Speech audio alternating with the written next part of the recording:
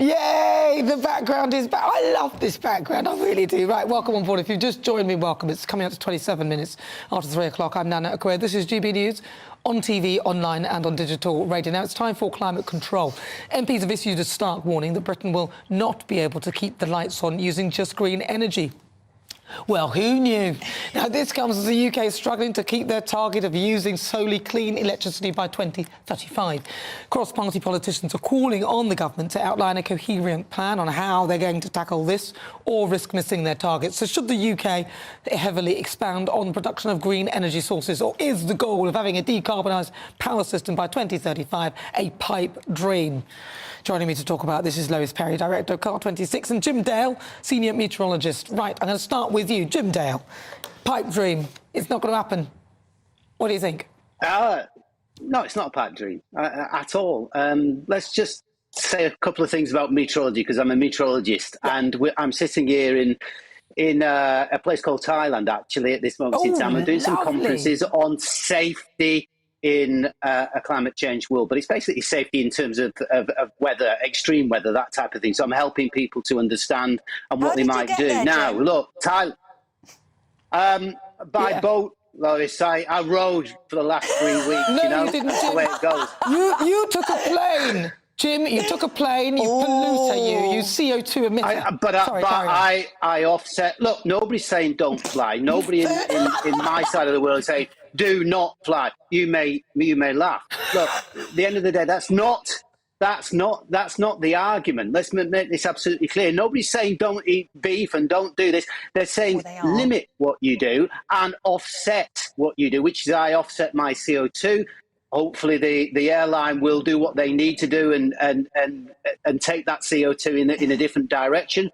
And that's to be learned. But look, can I make the point? 44.6 degrees in Thailand, a new all-time record. Laos, China, Pakistan, India, all-time April heat. And the same in Spain. Spain this week, 38.8, April hot temperature ever. And we're getting there. North America, the same in terms of Washington and I've got to think of Oregon.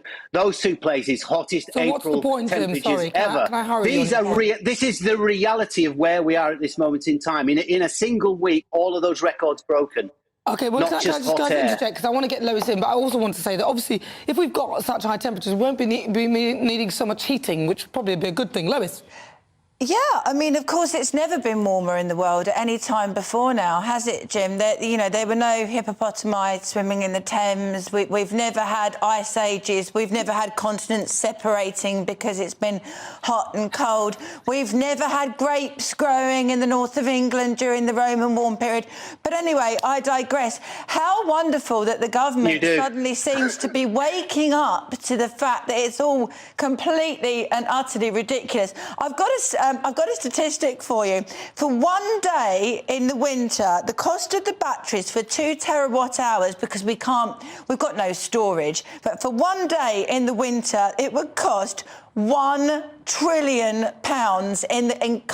in today's lithium prices, current lithium prices for the batteries, £1 trillion.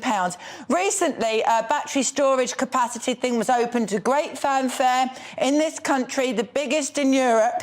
They are able to supply 1% of the UK's current energy needs for, wait for it, 2 minutes. What a complete load of rubbish. And you're saying, how on earth are you offsetting? How are you offsetting your flight? Because I'm just very interested. What are you doing? You're cutting down, you're planting some trees? Let me just roll backwards slightly on all of that rubbish you've just given me. Hang on, it's the old straws in the, it's the usual straws in the wind. Look, in the last year, Europe, in terms of energy, had utilised more renewable energy than fossil fuel energy. As I've said to you before, this is an evolving situation, and it's only going in one direction. And by the way, I can agree with you, Lois. I can agree with you on this. Okay, let's try and agree on something this week if we can. Okay, and that is this government has made an absolute turnip of what is occurring as far as the renewables and Well, they're all- the but they've exchange all of got- energy Jim, and the Jim, direction of travel. Jim, they've all got a similar plan, and they're all making a turnip of it. Yeah. But I just want to come back to what Lois said. How are you offsetting? How are you offsetting this flight, though, Jim? I'm fascinated. Well, I don't do it personally. I know for a fact that, for example, the airlines and other industries will have ways by which they, for example, they will buy with the money that's donated certain amounts of forestry, certain renewable energy offsets that they will plough into wherever they plough into. It is down to the airlines to select those things. But that's an option. If you ever go on an aircraft, which you probably don't now because you're probably too scared, but nevertheless, the fact remains is they can renew, they can do that. That's offset. It's called offsetting. That's what it's about. So it's a step in the right direction. It's not the full answer. It is, yeah. It does seem like one of those big scams. I mean, I had read about it. Why would I be too scared to go on an aeroplane, Jim? No reason. Just why because would you say you that? seem to be scared of the world at this moment in time. I'm not scared. You know, I'm not scared at all. we've been there. You are the person that's a member of an Armageddon in any death shape cult. or form to I'm a not greener scared of planet. anything at all. Very, very little scares me, Jem. Apart from all of these terrible fears that have been put into children. I'm scared for children because they honestly think that the end of the world is nigh. There's no religion and it's been replaced with the cultism that you promote. But I actually don't, you know... Go on, sorry. Lois, let me say, I don't preach cultism. I preach the science that I come from. I'm a meteorologist. Now, you tell me, how are you qualified in climatology, meteorology, or any associated science?